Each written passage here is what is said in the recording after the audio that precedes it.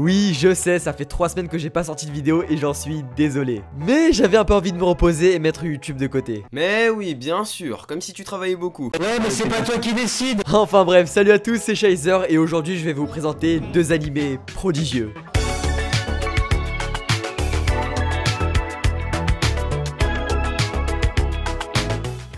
De très bons animés, on en a, après tout dépend des goûts de chacun. Un animé que je vais aimer ne va pas forcément plaire à tout le monde et c'est normal. Par exemple, prenons un animé que moi et la majorité de la communauté considèrent comme étant un chef-d'œuvre, Samurai Champloo. Je vous ai donc demandé sur Twitter et Instagram s'il y en avait parmi vous qui n'avaient pas apprécié l'œuvre de Watanabe. Et bingo, vous avez été très réactifs et je vous en remercie. Du coup, analysons cela.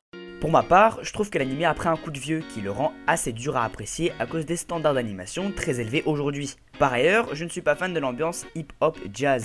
Ce n'est que mon avis, mais voilà pourquoi je n'ai pas aimé. Une remarque très intéressante parce que souvent le point fort qu'on donne à Samurai Champloo c'est son mélange entre le hip-hop et le Japon féodal. Et c'est la même chose avec d'autres œuvres de Watanabe d'ailleurs, comme Space Dandy avec la funk ou Cowboy Bebop avec le jazz. Les gens qui vont adorer vont surtout souligner le choix audacieux du réalisateur qui est de mélanger deux choses qui peuvent paraître à la fois si éloignées mais qui finalement collent bien ensemble. Alors que d'autres ne vont pas apprécier parce que ça les perturbe de les voir ensemble et c'est compréhensible d'un côté. T'es là, tu regardes ton animé ambiance Japon féodal, tout ça, et là bim, une OST de hip-hop. J'apprécie à moitié franchement ce qui vient de se passer là. Franchement, voilà. D'ailleurs, en parlant de Japon féodal, ça me permet de rebondir sur un autre tweet. J'ai pas trop accroché car je n'aime pas trop le style ancien, sans technologie, etc. Alors moi qui suis un grand fan de culture japonaise, un animé sur le Japon féodal est quasiment sûr de me plaire. Je suis japonais, Tomo, je suis fils du soleil levant. Alligato. Je suis japonais, je suis japonais.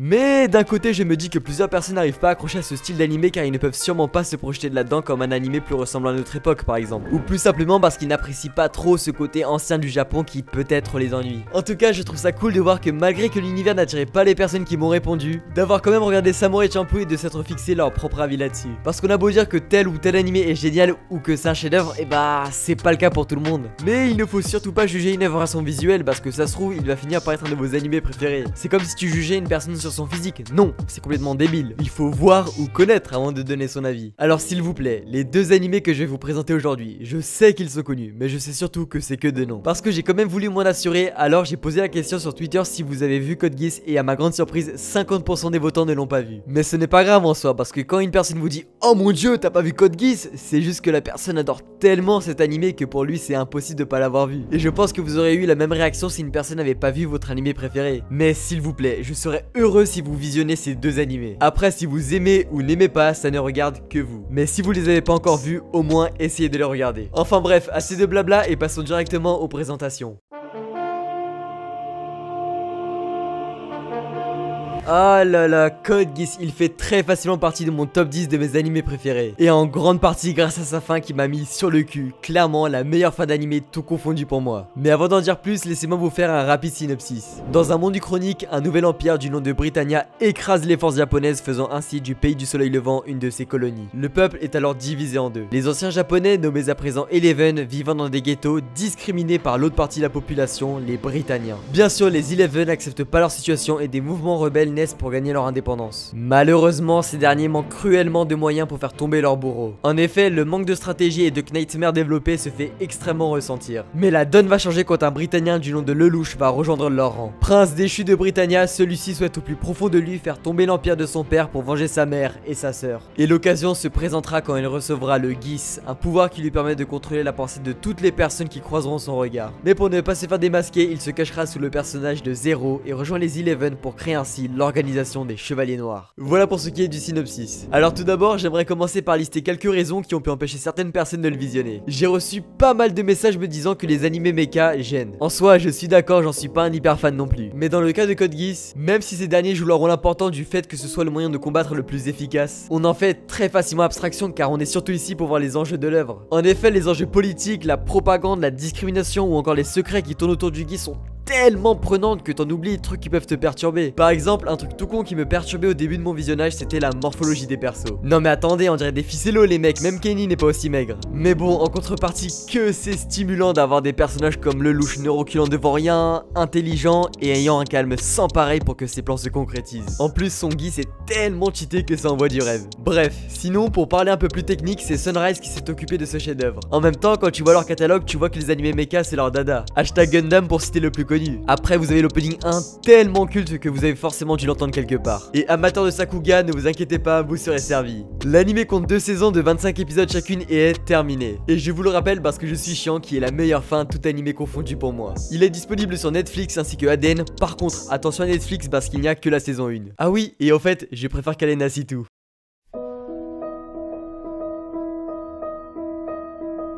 Il y a plus tôt, je vais vous parler de Samurai Champloo réalisé par mon bro Watanabe. Eh bien, Terror in Resonance est aussi l'une de ses œuvres. Bon, c'est vrai, quand on voit le nom de Watanabe à l'arrière, on est quasiment sûr que ça va être ouf. Et en même temps, tu ne peux pas donner tort parce que si tu as vu une partie de ses œuvres, tu sais que le gars pèse dans le game. Cowboy Bebop, Samurai Champloo, Space Dandy ou encore récemment Carol on Tuesday. C'est de la bonne cam, oui. Mais qu'en est-il de Terror in Resonance ? Un jour d'été, une bombe explose soudainement au centre de Tokyo. Les coupables de cet acte terroriste ne sont autres que 2 jeunes adolescents du nom de 9 et 12 cachés sous le pseudonyme de Sphinx. Ces derniers vont provoquer la police ainsi que le gouvernement japonais en les menaçant de faire exploser une bombe s'ils ne résolvent pas chaque énigme qu'ils auront publiée sur YouTube. La raison ? Se faire entendre dans le monde entier. Mais au cours de leur objectif, ils feront la rencontre de Risa qui sera malheureusement impliquée dans leurs problèmes. Voilà pour ce qui est du synopsis. Alors l'histoire n'est pas aussi complexe que Code Geass, mais n'en est pas moins excellente. En effet, dans son œuvre, Watanabe va montrer certains aspects du Japon, mais pas que. Car le duel entre la police japonaise et nos 2 protagonistes va finir par dépasser les frontières du pays. Petit rappel d'histoire, après la Seconde Guerre mondiale, le Japon a montré une certaine soumission aux États-Unis et il n'y a qu'à voir les bases militaires installées actuellement au pays du soleil levant. Et bien dans son œuvre, Watanabe va le montrer d'une manière plus profonde. Nos 2 protagonistes veulent se faire entendre dans le monde entier, pas pour n'importe quelle raison, mais pour dévoiler un lourd secret sur leur passé. Malheureusement pour eux, ce secret ne doit en aucun cas être dévoilé au grand jour et c'est là que les États-Unis interviennent. Ils prennent carrément la place de la police japonaise sur leur propre territoire, préparant même de faux attentats si on peut les nommer de cette façon pour faire porter le chapeau à 9 et 12. Moi personnellement j'ai trouvé ça à la fois fascinant d'une certaine manière alors que c'est vraiment dégueulasse comme Kuba. Ils sont carrément prêts à tuer des civils et ils ne s'en empêchent absolument pas, hein, tu vois le délire. Alors que 9 et 12 font en sorte de blesser personne dans leurs attentats. Enfin bref, sinon Terror in Resonance étant une œuvre de Watanabe, celle-ci ne déroge pas la règle et nous donne des OST magnifiques. Écoutez-moi ça.